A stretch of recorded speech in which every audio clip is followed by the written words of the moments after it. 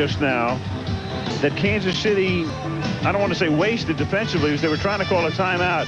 But Pittsburgh runs this play. They would have had to run another play before the 2-minute warning. That's right. Yeah, because remember the 40-second clock is going to start when the play ends, which means it's going to be with like 2:37 to play, assuming it's they'll run it all the run. way down. Yeah, exactly. But if Kansas City could have taken that timeout 4 or 5 seconds earlier, they might have forced them into running another play. Absolutely. Second down and 11 at the 39. Well, they were offsides. Well, Kansas City was all the way across the line of scrimmage. Did somebody make them go? No, I think this time it was Chester McLaughlin now doing it. Well, this is, if that's the case, Boomer, they're playing like they're the team on the road. As many defensive line penalties as they've had. Offside, 75 defense, 5-yard penalty, still second down. It's one thing to play aggressive, but it's another thing that, you have to play smart. And you can't give the other team opportunity after opportunity to take plays over. Oh.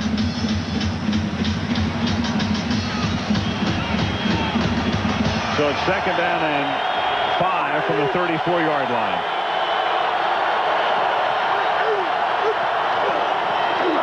Bettis. Going to be 3rd and 2. Ball comes loose, but after it had been whistled dead. No fumble. And now the clock will go down to the 2-minute warning. With 2 minutes to go, it's going to be 3rd down and a long 2, short 3 for the Pittsburgh Steelers. This would be a good opportunity for the Steelers to run a play-action pass, get Cordell out on the flank. Tell him, look, if the guy isn't open, run with it if you can make it, but don't run out of bounds. Keep the clock running. One of the real luxuries that the Steelers have with having an athletic quarterback. 2-minute warning. Pittsburgh up by 7.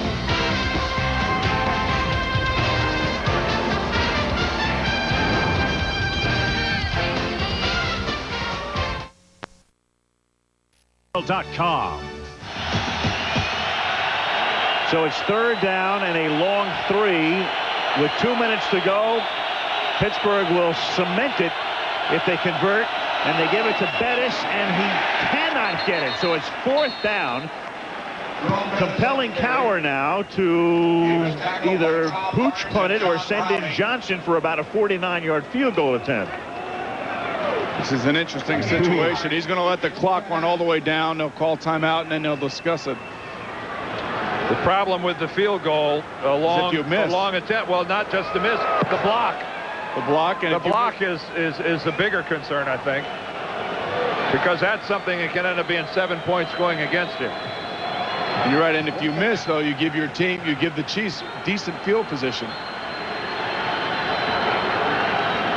So they'll run it all the way down.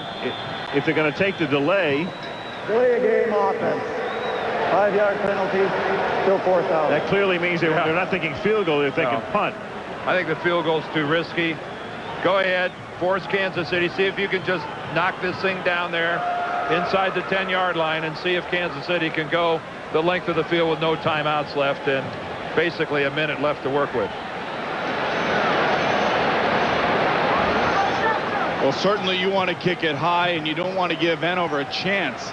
Any chance, even remotely. No. Even if you kick it in the end zone and give it to him on the 20, just don't give this kid a chance to get his hands on the football. This will not be a mammoth boot by old Josh here.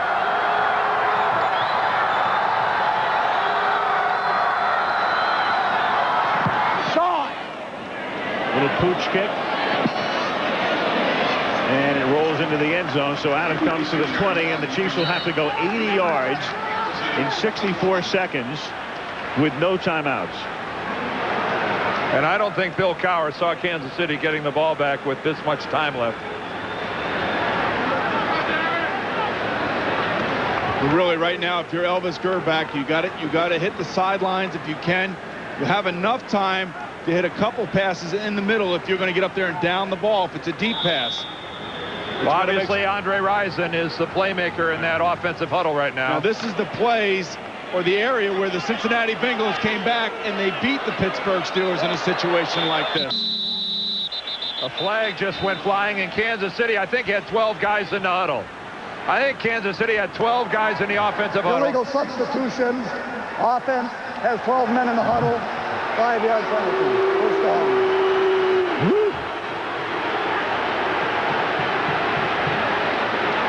You can't wait until the last minute to declare who your 11 guys are. Derek Alexander came sprinting to the sideline way too late.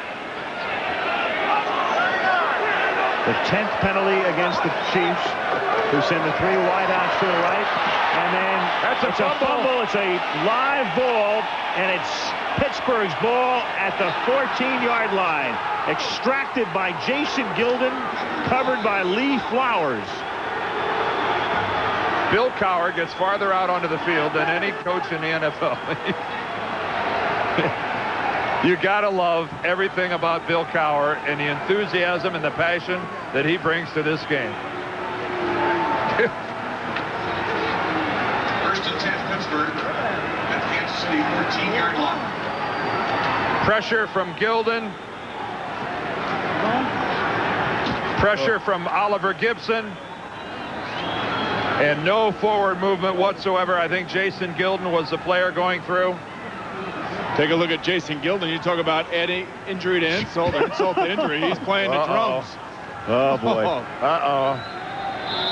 And a couple of kneel downs will end this one. When he starts playing the bongos on you, you're in trouble. Yep.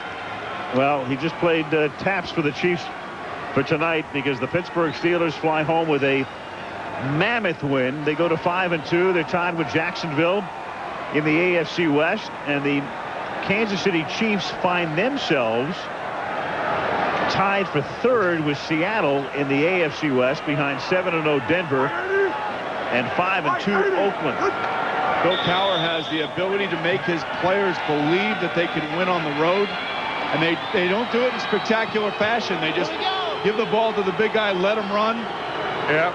And 3rd year in a row, they've been here in Kansas City to play on a Monday night, and they've won 2 out of the 3. Jerome Bettis, 33 carries for 119 yards tonight. Stewart threw for only 82 yards, but it was enough, along with 3 Kansas City turnovers, 2 interceptions, one fumble, and 10 penalties, several of which came late in the game. Dan Rooney, the owner of the Steelers, looking on. It'll be a happy ride home for the Pittsburghers as they come away with the win, 20-13 at Arrowhead. Wrap it up when we come back. Leslie Visser. Well, it was a big emotional win. Cordell Stewart with us and Jerome Bettis. Jerome, your 6th straight Monday night game with 100 yards. How did the offense bounce back? Well, you know what? Our guys, we knew we were underdogs, and we came in with a sense of resolve to go get the job done. Cordell, we knew we had to help him out because we wanted to come in here and do a good job offensively. So Cordell came to me earlier this week and said, hey, you got to get healthy enough to play. And so, he put a lot of pressure on me, but it was well worth it. Obviously, you had no flat tire despite the slight tear in your knee, but how do you make people miss you? You're not a slim thing. Well, you know what? I think a lot of people think I'm just a bruising bag, but I have the ability to make people miss. I'm graceful, but bruising at the same time. So deceptively graceful. Cordell, talk about this win and the effort of the bus and your whole offense. Well, I mean, it was just a time this week where we said, hey, we had to have a sense of urgency to understand we need to come out and play. Things been happening all year. People been saying this and saying that. And we said, hey, we're the Pittsburgh Steelers, and with everybody we have on this team, especially on offense, we can do what we want to do when we play hard. My man came back, Tim Lester came back, Will Wolford came back, everybody Judge was on the right side, and we say, hey, we're going in a place where everybody's against us, all eyes on us, and it was 11 guys out there working their butts off against everybody in this stadium and everybody watching at home and stuff like that. So Jerome and the rest of the boys and myself, we got it done today. To get it to stand and deliver here is big. Congratulations to you both. Back to you, Al. Thank you, Leslie. Steelers win it 20-13. We move to Philadelphia next week. We'll be at Veterans Stadium. Troy Aikman will be back in action as the Dallas Cowboys take on the Philadelphia Eagles, and then 2 weeks from tonight back to Pittsburgh for the Green Bay Packers against the Pittsburgh Steelers. After the game, stay tuned to ABC, late local news or other local programming, or go over to ESPN for post-game coverage of this one as we wrap it up from Arrowhead Stadium. Until next Monday, Al Michaels, Dan Deerdorf, Boomer Esiason, and Leslie Visser saying good night from Arrowhead Stadium in Kansas City.